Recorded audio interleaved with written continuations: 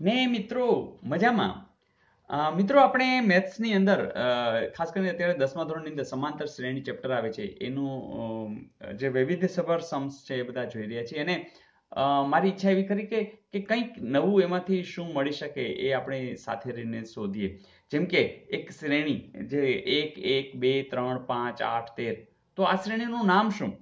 તમને એ તો ખબર છે કે સમાંતર શ્રેણી હોય તો આ બેનો ડિફરન્સ બધા એ બાજુના બધા સરખા હોવા જોઈએ. તો અહીંયા તો 0 છે, અહીંયા 1 છે, અહીંયા 1 છે, પણ અહીંયા 2 છે, તો સમાંતર શ્રેણી તો નથી. પણ મિત્રો આ જે શ્રેણી છે એનું તમે નામ યાદ રાખજો. એનું નામ છે ફિબોનાકી. અહીંયા વિશેષતા શું છે મિત્રો?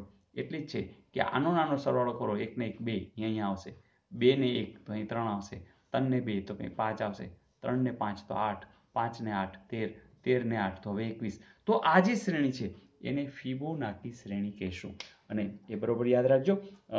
આવું પૂછાય તો હવે તમને 1 માર્ક રોકડો મળી જશે. Is it okay? જોઈએ નેક્સ્ટ. મિત્રો આ પણ એક નવી વાત છે કે જેમ કે 1 છે, 3 છે, 6 છે, 10 છે, આ શ્રેણીનું નામ શું છે? જોજો, આ સમાંતર છે, 3 1 ને 2, અહીંયા 2 છે, અહીંયા 3 છે, અહીંયા 4 છે. ના, તો એવું તો નથી. તો આ જે છે ફિબોનાકીમાં શું થાય છે? 1 ને 3 4, બરાબર, એવું નથી. તો શું હશે? ચાલો કહો મિત્રો. આ સમજવા માટે તમારી સામે મેં અહીંયા એક આ શ્રેણી ત્રિકોણી શ્રેણીમાં, જેમ કે અહીંયા 1 છે, અહીંયા 1 છે, અહીંયા 1 છે. હવે આ બેનો સરવાળો 2, આ બેનો સરવાળો અહીંયા, આ બેનો સરવાળો અહીંયા, આ બંનેનો સરવાળો અહીંયા, આનો અહીંયા, આનો અહીંયા. તો એ જ રીતે બબેને આ જે સરવાળો છે એ કરતા ગયા. અને હવે તમે ધ્યાનપૂર્વક જોશો તો જે આ પટ્ટી છે એ પટ્ટી તમને જવાબ આપી રહી છે. બીજી રીતે આ રીતે પણ જોઈ શકાય કે અહીંયા 1 3 6 10 આવી રહ્યું છે. તો હવે કદાચ એમ કે તો તમને ખબર છે કે અહીંયા 10 ને 5 15, તો હવે પછીની જે હશે એ 15 હશે. અને આ ત્રિકોણીય શ્રેણીની અંદર એક બીજી પણ વિશેષતા છે. જેમ કે અહીં બાજુની આકૃતિ આ દોરીને હું તમને સમજાવું. અહીંયા પણ તમને એક મેસેજ મળે છે કે પહેલી જે છે એની અંદર કેટલા ટપકા દેખાય છે? 1 છે. દાખલા તરીકે અહીં તો કે 2, આ ટોટલ કેટલા થશે? તો 1 2 ને 3, જો 3 દેખાય છે. ધારો કે અહીં સુધીમાં, હે ને, આટલે સુધીમાં તો 1 2 3 4 5 ને 6 છે ને. ધારો કે અહીં સુધીમાં કેટલા છે? તો 1 2 3 4 5 6 7 8 9 10. તો હવે નેક્સ્ટ કેટલા હશે? તો કે 15 હશે. તો કહેવાની વાત એ છે મિત્રો કે અહીંયા જે ડિફરન્સ છે એ 2 3 4 5 6, તો નેક્સ્ટ કયું હશે? તમે કહી શકશો કે એ 21 હશે, કારણ કે તમે અહીંયા 5 ને 6 લેવાના છો અને 15 ને 6 21 થવાનું છે. તો મિત્રો આવું કંઈક કે જે તમે જાણો છો અને આ શ્રેણીનું સ્પેશિયલ નામ છે અને એ નામ આપણે આપશું જે ત્રિકોણીય સંખ્યાઓની શ્રેણી. Is it okay? તો આ નવી વાતો પણ આપણે શીખતા જશું, જાણતા જશું અને સંખ્યાઓની મજા લેતા જશું. જોઈએ નેક્સ્ટ.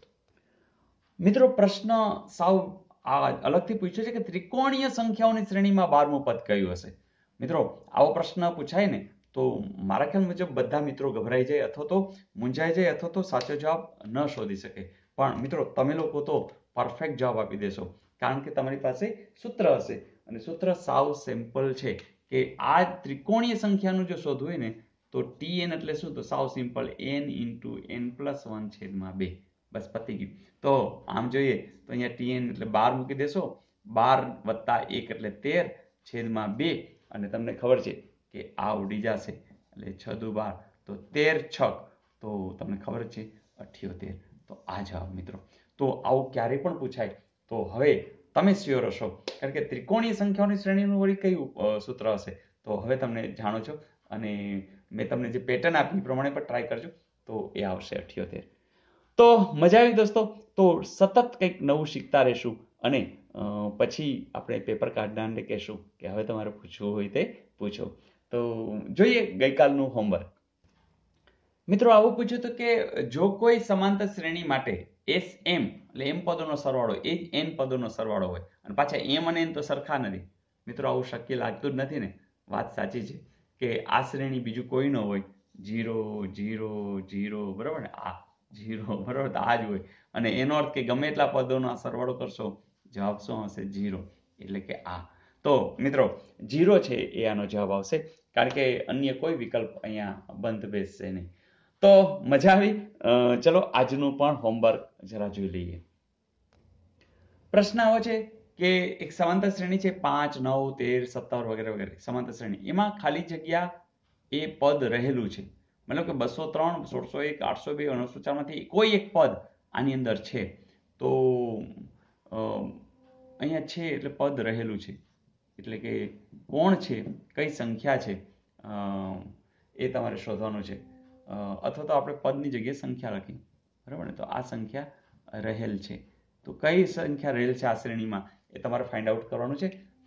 ABCD ની બદલે હવે તમે સંખ્યા જ લખી શકશો, કોઈ સવાલ નથી. તો મિત્રો બસ તમને આવડી જ જશે, કારણ કે હવે તમારી પાસે માહિતી પૂરતી છે અને આ ખાસ તમને કંઈ નવું લાગવાનું નથી. તો બસ ડુ એન્જોય, આનંદથી કામ કરીએ, અને ક્યાંય પણ મૂંઝાઓ તો જરૂરથી કોમેન્ટ્સ લખજો. પણ મિત્રો બસ સાથે રહી અને કામ કરતા રહીએ.